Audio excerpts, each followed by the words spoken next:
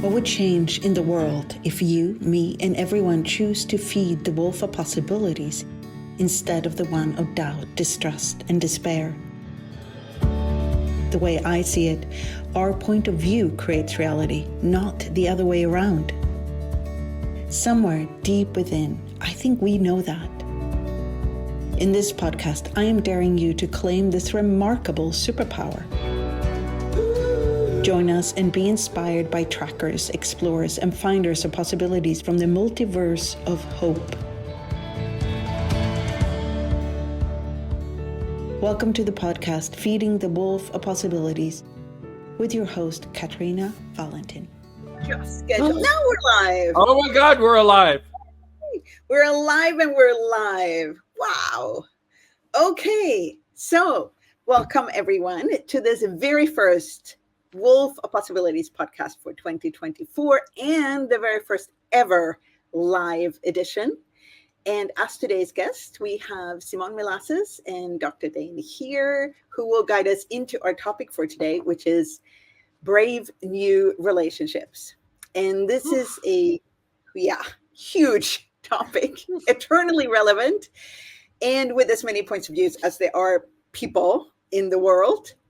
So to kick it off, I have picked 4 relationship terms that I would like each of your take on.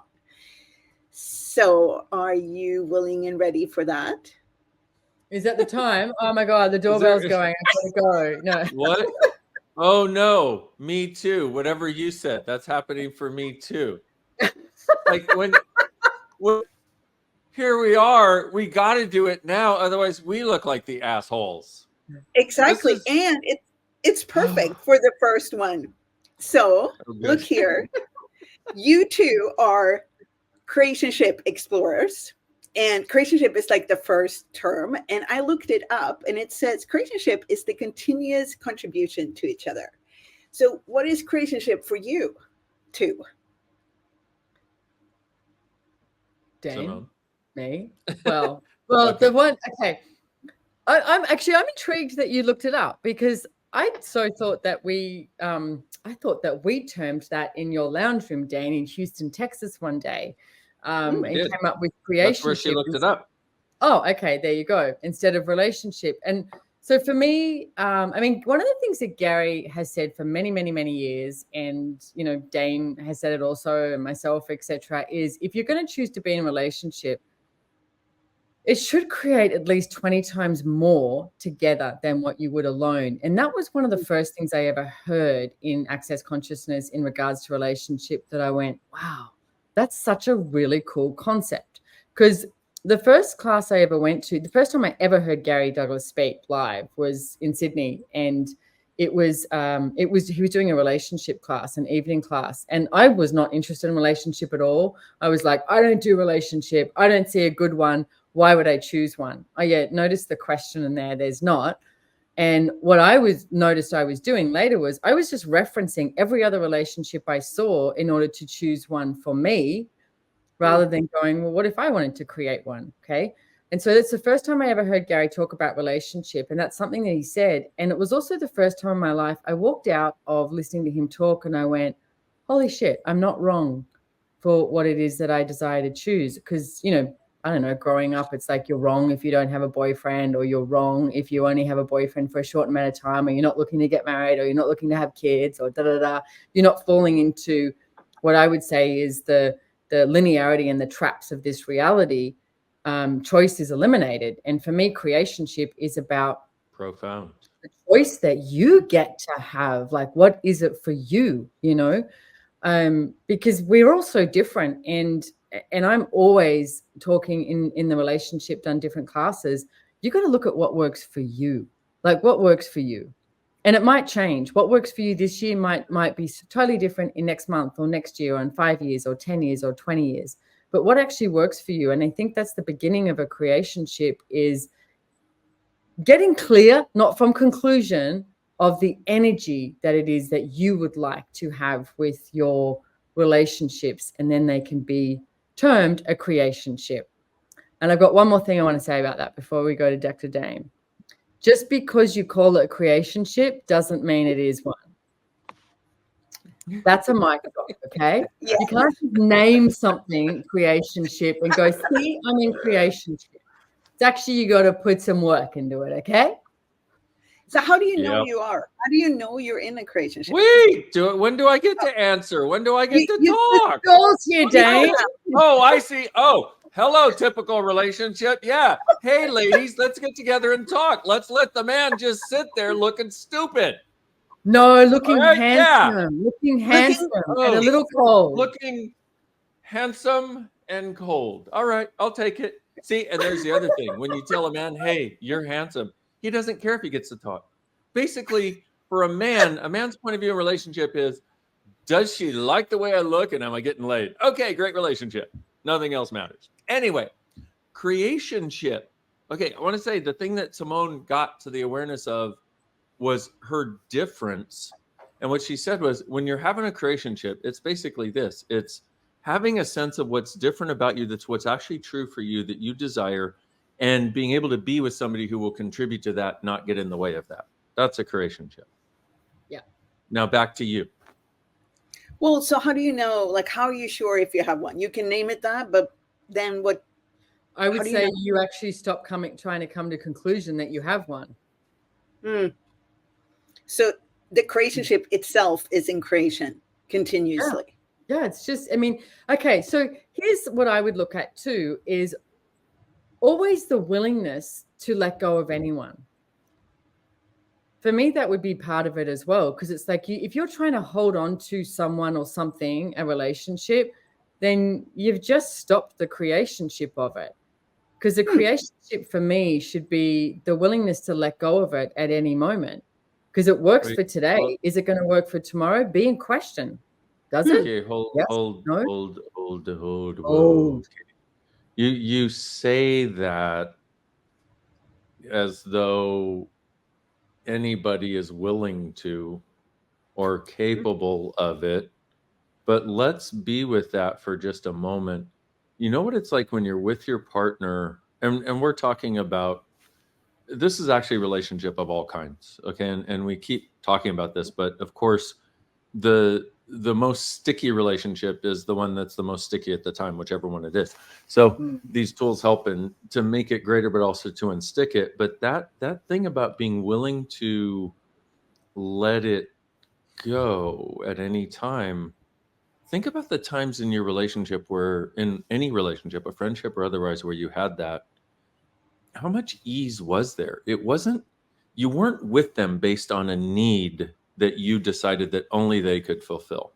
Yeah. And that's where we get really in the place of that's the sticking point, why we're not willing to allow it to morph and grow into whatever it could be, because we've decided that there's a need that we have. We've decided there's a need that only they can fulfill, or only they can fulfill in a particular way.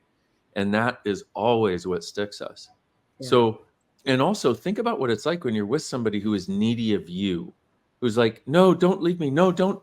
And they have all these don'ts, because if you do, you might no longer fulfill their needs. But every need for an infinite being is a lie. So if we get underneath it to what is true for us as beings, which sounds a little corny, but it's not. It's actually a lot easier than I'm making it sound.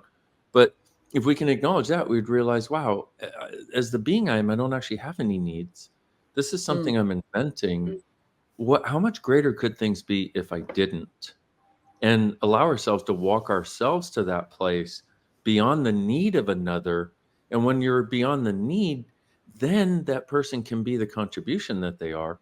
But also then the relationship can actually be a creationship, because it's not about stopping it so they will always fulfill your needs in a particular way. It's about letting it grow into being able to contribute to each other in the world in greater ways than you can currently imagine. What's interesting is, no, go on. I know that so many people, when we talk about relationship, they go to the person that they're having sex with, or the person that they'd like to have sex with. And I, as you're talking, there's so many different relationships that are showing up in my world, from, colleagues, friends or family, etc. And one of the things I've been exploring recently is relaxation. Like, I know it sounds easy, not actually as easy as what it sounds like. And what I've noticed is one of the things that would show up in my world is if I truly choose relaxation, I'm going to lose something, and I'm going to lose. And the interesting enough, when I was really vulnerable with it, I went, oh, I'm going to lose Gary, and I'm going to lose Dain, and I'm going to lose access if I choose total relaxation. And then I was talking to these guys about it, and Gary was saying, what if you didn't look at what you lose, and what if you looked at what you gain? And I think that's one thing that also that's pretty cool to have a look at with creationship is, so what I've been looking every area of my life where, because you instantaneously go, I'll be alone, I'm going to lose. Like, these are like, it's almost like programming that you go to for these things. And then I'm stopping and going, okay, if I wasn't in this like mentality, this mindset of I'm about to lose something, what can I gain? What am I going to gain? You know, and it's, for me, it's like exploding into a different possibility. And creationship is about exploding into a different possibility, like every moment, every day, every nanosecond, every week, every year, everything, with every choice that you make. And it's like the relaxation actually gives it space to do that. It gives it space to explode into something different. Yep. It's beautiful. Do you want to add something, Dain? No, I think it's great. Exactly that. And that relaxation, if you see that the other thing that occurs with that, and you see where this comes into the need conversation, which whenever we have, either a facilitation or a class about relationship, a certain part of it, of course, is addressing the lie of need and undoing that. And when you have that, you don't need to control anymore to try to control the outcome. And then you can actually relax, and then there's space. And the beauty of it is there's space for them to be things they never knew they could be, sometimes with another person and themselves. But there's also space for you to become things that you never knew you could be with yourself and another person. And that really is creationship. Well, I want to add one more thing here, because the thing that, I mean, if you're listening to this and you have attended an Access Consciousness class, yay, and you would have heard the tool in Foundation, we talk about being an infinite being. I've been involved with Access for 22 years, using the tools, facilitating, being involved in business, etc. And I have referred to infinite being, and as an infinite being, you can perceive, know, be, and receive, right?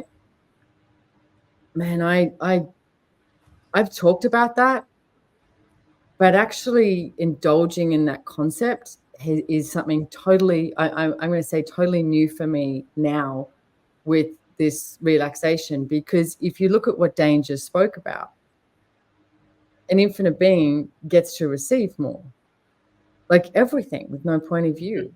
And therefore you get, and they all hold hands together. As you receive, you're being more, you know more, you can perceive more.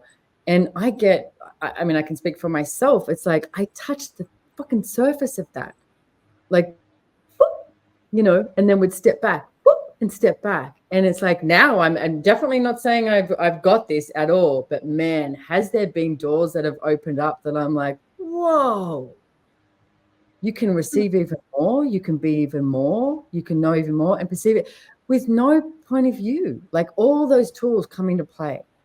Interesting point of view, all of it.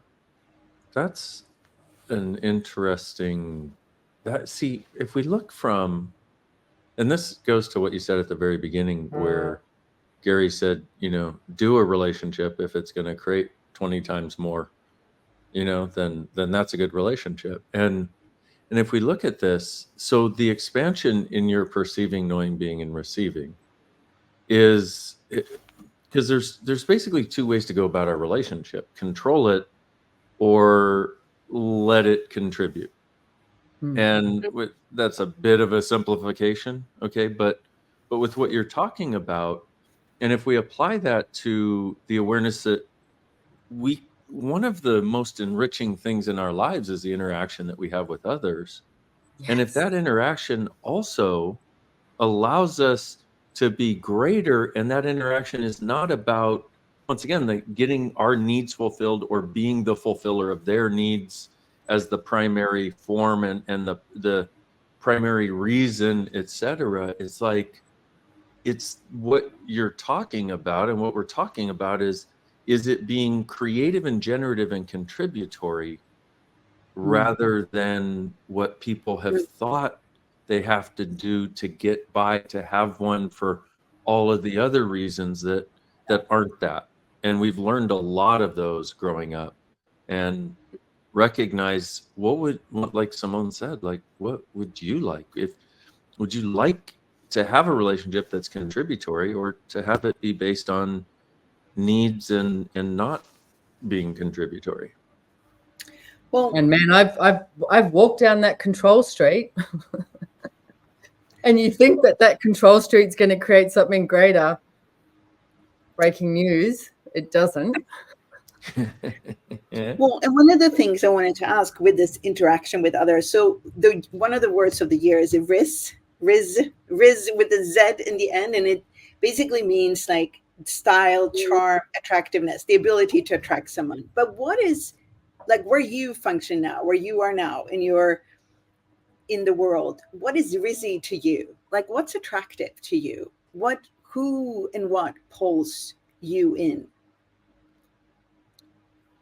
I'm going to say kindness and like that sense of joy and people just being them no matter what.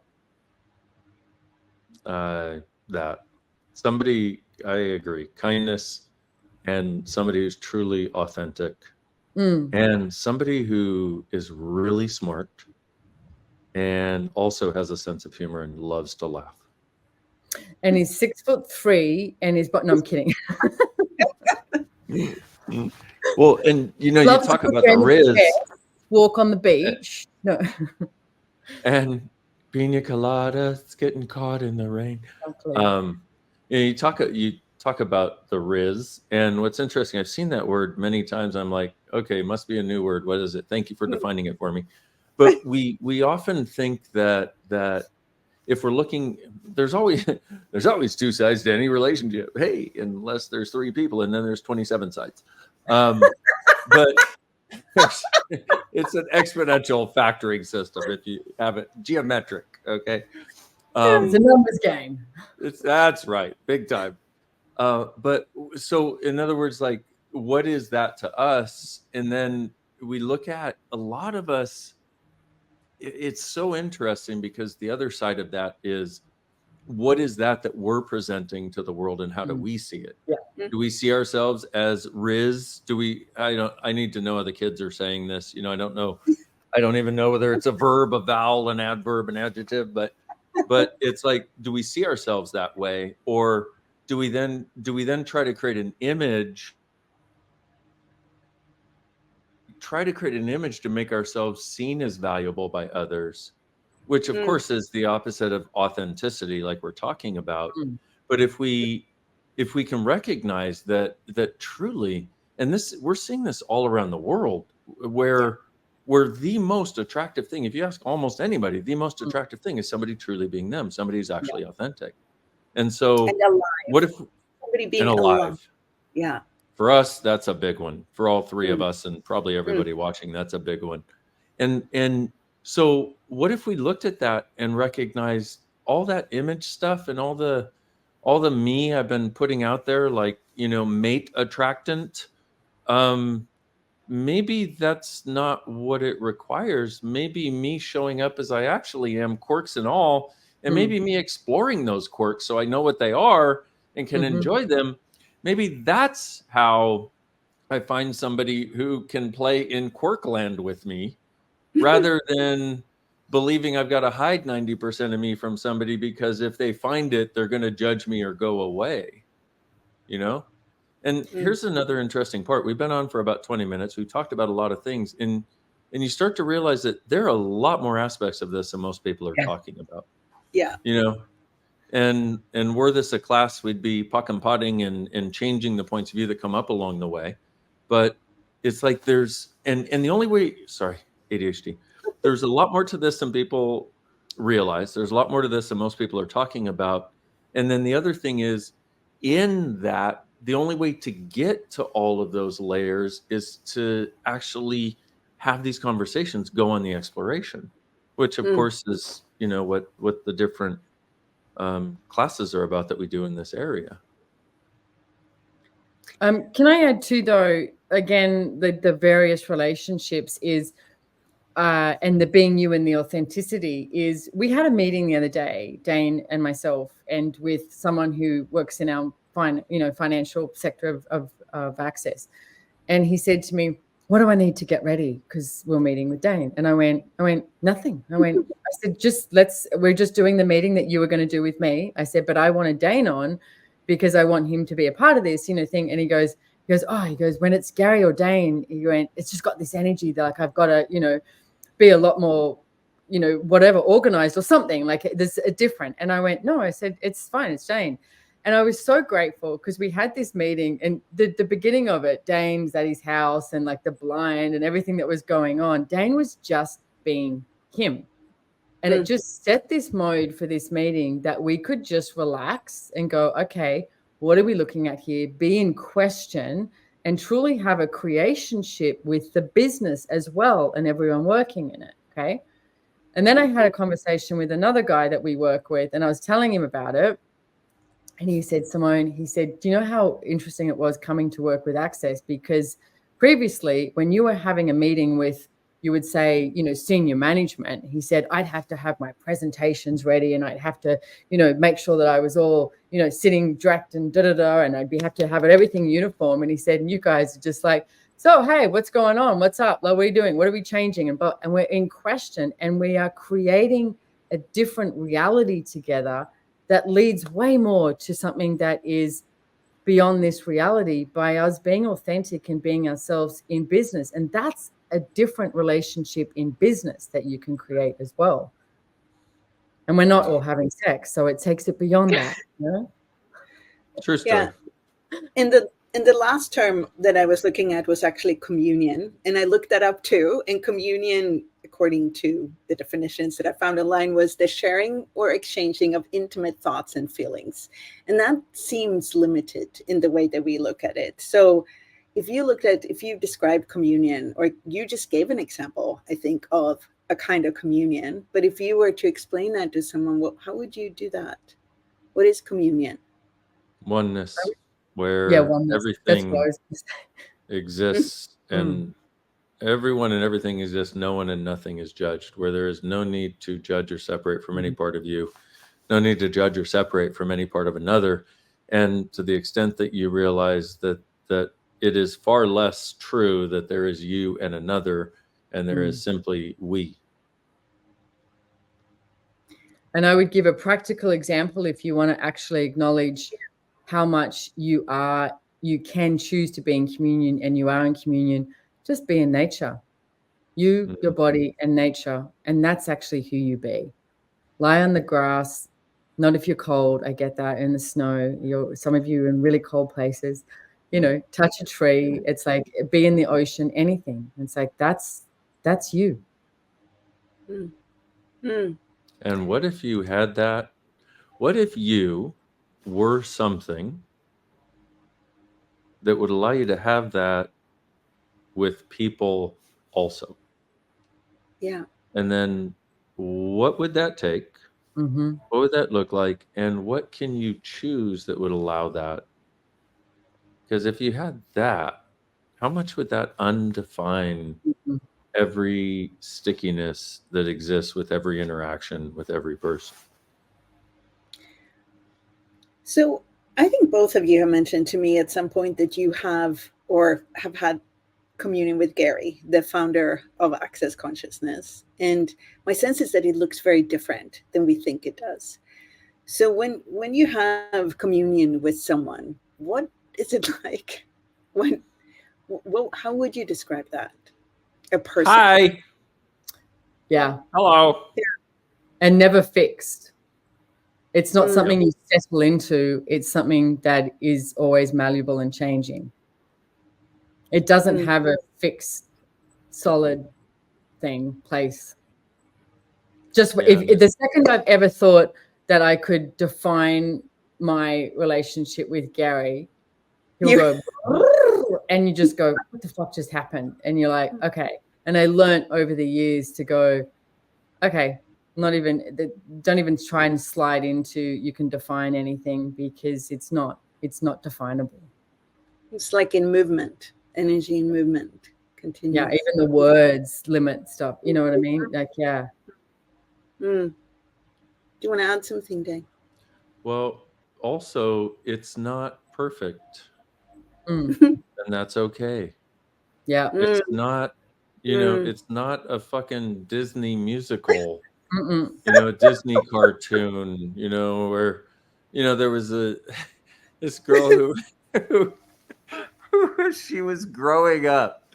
She's like, I thought that was real. I always expected the birds to come in and dress me. And she would continually have birds who would fly against her window and break their necks. And so, I mean, this girl's a princess of magnitude, right? Well, but it's not that, and nor does it need to be, and nor are you wrong or less. You're actually greater because it's not that, and you don't try to make it that. I think a lot of what people judge in their relationships is they don't match the image of what it was supposed to be, which then, of course, I say those words and you can tell immediately that you're not present with who you and they in the relationship are in that moment, period. But if you didn't have to do that, communion is, communion is also where the 5 elements of intimacy, which are honoring, trust, allowance, vulnerability, and gratitude, are present the whole time. And there are also times, because you live in this world and people are people and people have histories and people have stuff where you feel less close than you might have yesterday. Or usually what happens is you'll have a moment, you'll start on a conversation that you think is nothing. It will lead you to some dynamic awareness where you go, oh my God, now I can acknowledge it, but we haven't, in the past few months, we haven't been nearly as close as we were. Interesting. Nice to have you back, my friend. And so, but it's not, oh, we were wrong, you were wrong, you did this, you did this. It was like, oh, wow, I forgot how much closeness we actually have and can have. This feels wonderful. So glad to have it again. It's a totally different take and we're not trying to make anybody right or make anybody wrong for what you've got. We're just trying to present possibilities for what might be more fun to choose that actually work for you and all of your different forms of relationship partners. Well, can I add to that too, that it's, because thank you for saying that, Dain, it's about the not perfect thing too, because being in communion, I think people have misidentified that as everything's like, whoa, and it's not about aligning and agreeing with each other at all. Some of my best friends in the world, which is 2 of you as well, is we've had run-ins, we've had moments where you have this like whatever, but underlying that is the 5 elements of intimacy, as Dain said. So that for me is the communion. You have that 5 elements of intimacy. You might clash, you might have, different points of view. You're like, whatever, but underlying is what communion is. And then all this other stuff up here is just part of how you get to discover and explore more of yourself. Yeah. And one other thing I want to mention about what communion allows, or what a possibility in relationship is, because a lot of people avoid this. When you're functioning from communion, you can also see the person's limitations. You don't try to see them as perfect, because none of us is. And you can see the places where they're fixed in their point of view, or where they're a little crazy or a little whatever, but you don't have a judgment of it. And you don't hold it against them, and you're not waiting to be able to tell them how wrong they are. Ha ha ha. And you also don't That's a really good point. Yeah. Yeah, that's a really good point. Well, so we're nearly at the end, and you are both co-facilitating a Relationship Done Different class at the end of February, or For in the February. first time ever. For the first time ever. So Ever. if anybody, it's a premiere. So if anybody listening to this would love to try a tool to do their relationship different, what would be just one tool that they could test out before this class? Everything my relationship was before this moment, Mm. I now desolidify, melt, destroy and uncreate it, and let it go. And I make the choice from this moment to be creative in this relationship and to recognize the gift that this relationship and this person are, and the gift of having me is in my life. Oh, that's beautiful. Thank you. And I would say, don't judge what you've decided you lack, because what you have is what you are currently choosing. Embrace that and ask for more. Mm. Boom. Mm. Boom. Boom. Okay. Boom, boom, boom. Let's go back to my room so we can do it all Do it all night. Gonna make you feel right. Boom, boom. Oh, okay. During the class, we probably will sing "You're Welcome." And And also, then we'll get- The world might be out of judgment, Dain. and we'll tell you the story behind it about the world getting out of judgment, which will allow Simone and Tissa Bowman, a friend of ours, to be able to sing "You're Welcome." You know, I'm looking forward to doing this class with you, Simone, because of we have the same target in which is empowering people to be the greatness of them and create the greatest relationship creationships possible. But we look from enough of a different perspective to be able to, if I may say, fill in each other's gaps, mind the gap. No, just you know. And so for me, I'm really looking forward to this. I'm really excited about this exploration because also it does seem like there's a different door open. Seems like there's something different available where people can actually hear more of what actually is true for them and function from that. And that is the recipe for the beginnings of truly creating great relationships in all areas. Yeah. Well said. Me too, Dain. I am very much looking forward to it as well. Yay. And if any of you listening would like to check it out, there'll be a link somewhere close to this live. So check it out there. And thank you. Yeah, somewhere. Yeah, you can visit. You can do it online. We're going to be in Australia, mate, but you can do it online. You can just zoom in. How do you spell it? Brady Bunch of consciousness. Straya. S-T-R-A-Y-A. Straya. Exactly. Straya. Awesome. So until then, thank you both so much. And thank you. Thank you so much for listening to my podcast, Feeding the Wolf of Possibilities. I hope you have more space in your world now. If you would like to listen to earlier episodes, share with other people, or subscribe, please go to Spotify, iTunes, or visit katarinawallentin.com/wolf.